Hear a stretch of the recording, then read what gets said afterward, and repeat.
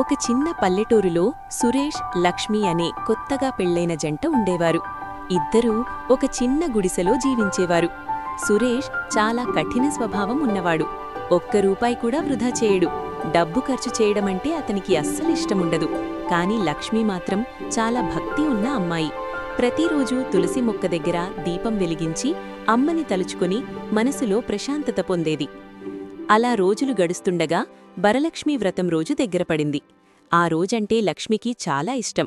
ఈసారి అమ్మకి పూజ చేసి ఆడవాళ్లను పిలిచి తాంబూలమిచ్చి ప్రసాదం పంచి అమ్మ ఆశీర్వాదం పొందాలి అని మనసులో గట్టిగా అనుకుంది. కాని ఆమె దగ్గర డబ్బు లేదు. అందుకే ధైర్యం చేసి భర్తనడిగింది, సులేష్, రేపు వరలక్ష్మి వ్రతం, పూజ సామాన్లు కావాలి, కొంచెం డబ్బిస్తావా అని.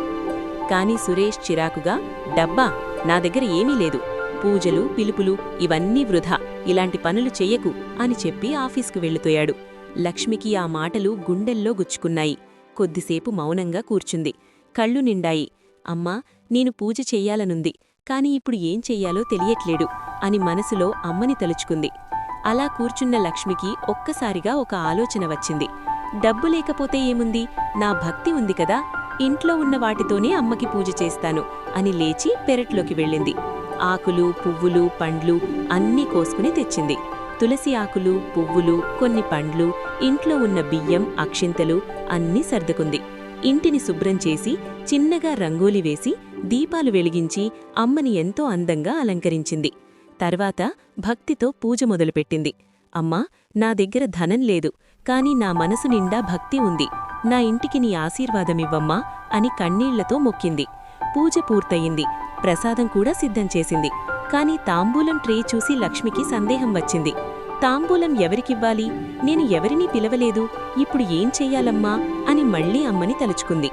అప్పుడే డోర్ బెల్ మోగింది. లక్ష్మి ఒక్కసారిగా ఉలిక్కిపడి తలుపు తీసింది. బయట ఒక ముసలమ్మ నిలబడి ఉంది. చాలా సాదాసీదాగా నవ్వుతూ ప్రేమగా చూస్తోంది. లక్ష్మి అడిగింది, అమ్మా, మీరు ఎవరు అని. ఆ ముసలమ్మ మృదువుగా, నన్ను పిలిచావు కదా తల్లీ, అందుకే వచ్చాను అని చెప్పింది. లక్ష్మి ఇంకా అయోమయంగా, నేను ఎవరినీ పిలవలేదమ్మా, మీరు పొరపాటున వచ్చారేమో అనంది. అప్పుడా ముసలమ్మ, కొంచెం ఆకలిగా ఉంది తల్లీ, ప్రసాదమేమైనా ఉంటే పెడతావా అని అడిగింది. లక్ష్మికి చాలా జాలివేసింది. అమ్మా, లోపలికి రండి, కూర్చోండి, నీళ్లు తీసుకొస్తాను అని చెప్పి లోపలికి వెళ్ళింది. అదే క్షణంలో ఒక అద్భుతం జరిగింది. ఆ ముసలమ్మ రూపం మెల్లగా మారిపోయింది. ఆమె రూపం జగన్మాత రూపంగా దివ్య తేజస్సుతో వెలుగుతూ కనిపించింది. అమ్మ ప్రసాదం ప్లేట్ తీసుకొని ఎంతో ప్రశాంతంగా తినడం మొదలుపెట్టింది. లక్ష్మి నీళ్లు తీసుకుని వచ్చి ఆ దృశ్యం చూసి షాక్ అయిపోయింది. అమ్మా అని గట్టిగా ఏడ్చి వెంటనే అమ్మ కాళ్లమీద పడిపోయింది. కరుణించావా అమ్మా, నా ఇంటికి వచ్చావా అమ్మా, నా భక్తిని చూశావా అమ్మా అని కన్నీళ్లతో కళ్ళు తుడుచుకుంది.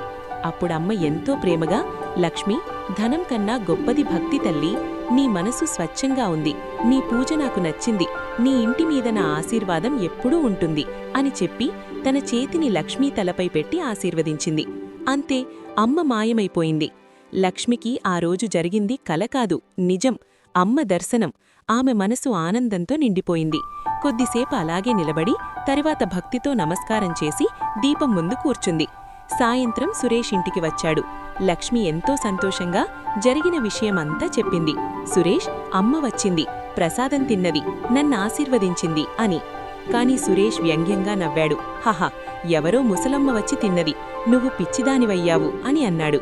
లక్ష్మికి ఆ మాటలు చాలా బాధగా అనిపించాయి. కాని కోపంతో కాదు, ధైర్యంతో ఒక నిర్ణయం తీసుకుంది.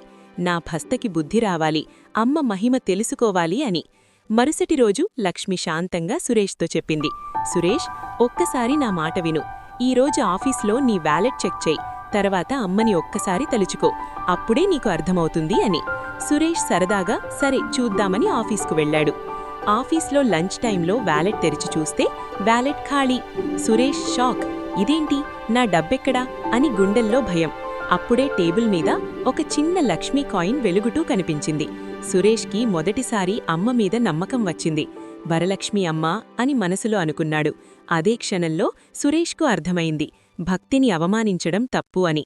సాయంత్రం ఇంటికి వచ్చాక సురేష్ లక్ష్మి దగ్గరికి వచ్చి కళ్లలో నీళ్లతో చేతులు జోడించి, లక్ష్మి, నేను నిన్ను బాధపెట్టాను, భక్తిని నవ్వాను, నన్ను క్షమించు అని అన్నాడు. లక్ష్మి మృదువుగా నవ్వింది.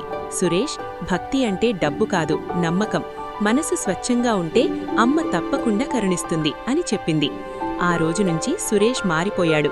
లక్ష్మితో కలిసి పూజ చేయడం మొదలుపెట్టాడు. దీపం వెలిగించి అమ్మని తలుచుకుని ఇద్దరూ కలిసి నమస్కారం చేశారు. ఎందుకంటే ధనం లేకపోయినా భక్తి ఉంటే చాలు, అమ్మ తప్పకుండా మనల్ని కరుణిస్తుంది. ఈ కథలో సందేశం ఒక్కటే: భక్తిని నమ్మినవారిని అమ్మ ఎప్పుడూ వదలదు. జై మహాలక్ష్మి. మీ మనసుకి శాంతి కలిగించింది అంటే ఇలాంటి కథలు మిస్ అవ్వకుండా సబ్స్క్రైబ్ చేసి పక్కన బెల్ని ఆన్ చేయండి.